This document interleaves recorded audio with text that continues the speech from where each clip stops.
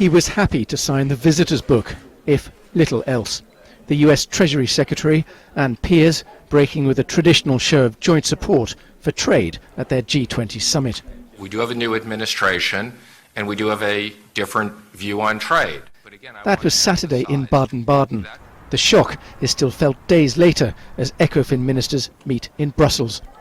It was a bit surreal for many member states because, the G20 was there to express one's values. We're all worried in Europe that open trade and globalization with its good sides are being put into question. The promise we've given each other in the past is now being taken away by the new US administration, and I'm quite concerned that we need to fight harder for Europe to keep up free trade.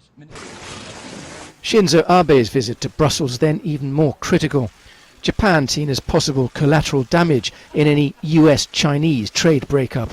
The Japanese Prime Minister's bid for his own bilateral agreement with the EU now perhaps in line for priority treatment. I suspect there might be a sense of urgency in these talks to get a deal brokered, which maybe hasn't been there in the past couple of years.